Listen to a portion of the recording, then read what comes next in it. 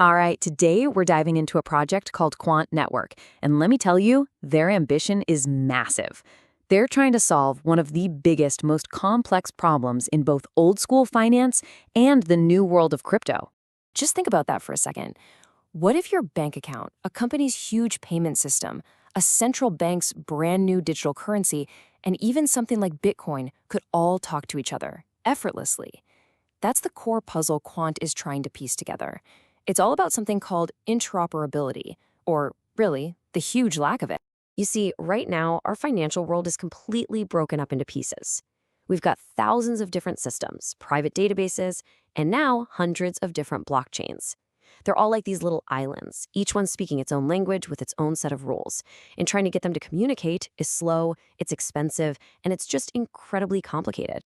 And here's the kicker, this problem is about to get way, way more complex. According to the Bank for International Settlements, basically the central bank for central banks, a mind-boggling 85% of the world's central banks are already playing around with their own digital currencies, or CBDCs.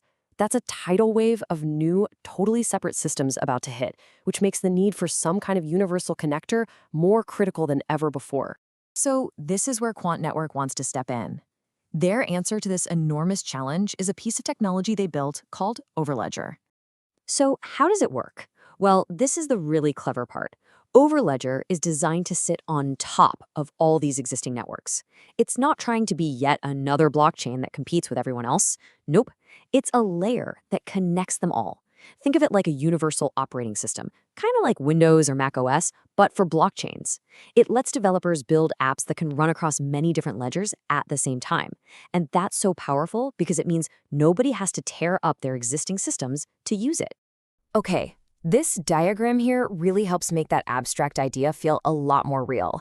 What we're looking at is Quant's multi-ledger token solution in action. So let's say a customer wants to buy something from a merchant. Simple enough, right? But what if their banks are on totally different systems, or they're using different kinds of money? Well, Overledger acts as that middleman, that settlement layer. It creates a secure bridge that authorizes the payment and makes sure the money moves from point A to point B smoothly, no matter what systems they're on. So if Overledger is the powerful engine, we've got to talk about the key that starts it. And that brings us to the project's own cryptocurrency, the QNT token, and how it fits into this whole ecosystem. Quant's business model is really built for the big players. We're talking enterprises, banks, even governments. To get access to the Overledger network, they have to pay an annual license fee. But here's where it gets interesting. They pay in regular money, dollars, euros, whatever. Then, behind the scenes, Quant takes that cash, goes to the market to buy QNT tokens, and then locks those tokens up in a treasury for the entire 12-month license. This whole process creates a really powerful economic effect called structural scarcity. It's pretty simple when you think about it. The more customers Quant gets, the more QNT tokens get pulled off the market and locked away. So, in theory, as demand for the network goes up, the available supply of the token goes down. So that's the theory. But the billion-dollar question is anybody actually using this? Because for a project like this, real-world traction is pretty much the only thing that matters. And the answer is, yeah, they are.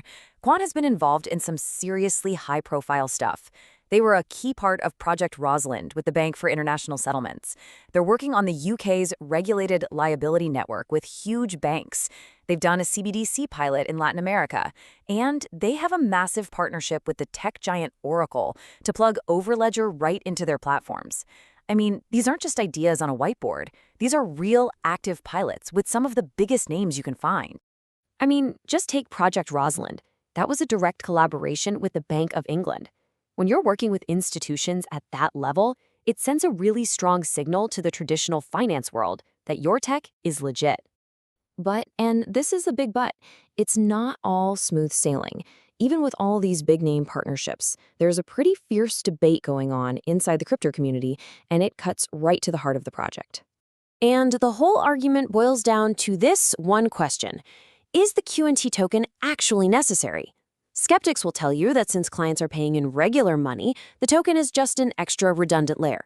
They'll point to the fact that there isn't much activity you can see on the blockchain in their treasury contracts. But the supporters fire right back. They say the fiat payment is just to make it easy for businesses and that the token is absolutely essential for security, for signing and verifying every single transaction. They argue it's hard-coded right into the system. This quote from an online forum pretty much sums up the entire skeptic argument in one sentence. It's a direct shot at the token's whole reason for being, basically saying it's just a way for the company to raise money, not a vital piece of technology. And this, right here, is the central conflict you have to wrestle with if you're looking at Quant. So, with this huge debate swirling around, what could the future actually hold? Let's break down a couple of the potential ways this could all play out. At the end of the day, the future for Quant really comes down to one thing: converting those pilot programs into actual paying customers. The bear case is easy to imagine. What if all these cool experiments with banks just fizzle out? If they don't turn into long-term paid licenses, the whole story could fall apart. But the bull case is just as compelling. What if these pilots are just the first dominoes to fall? If central banks start going live and platforms like Oracle start pushing Overledger to their massive customer bases, the demand for licenses and therefore QNT tokens could just explode. Now, based on that super bullish case, some people have put out some frankly wild long-term predictions. Now, I have to be absolutely crystal clear here, and you can see the disclaimer right there on the slide.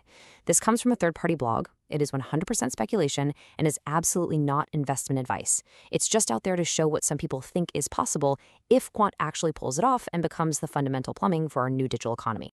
And that really leaves us with a big final question. Quant is going after a real multi-trillion-dollar problem. They've got the patents, and they have credible partners knocking on their door. But that debate around the token is real, and the journey from a pilot program to full-scale production is a long and difficult one. So is this the company quietly building the future of finance in the background, or is it just another fascinating what-if story in the wild world of crypto? Well, that is something only the market will decide.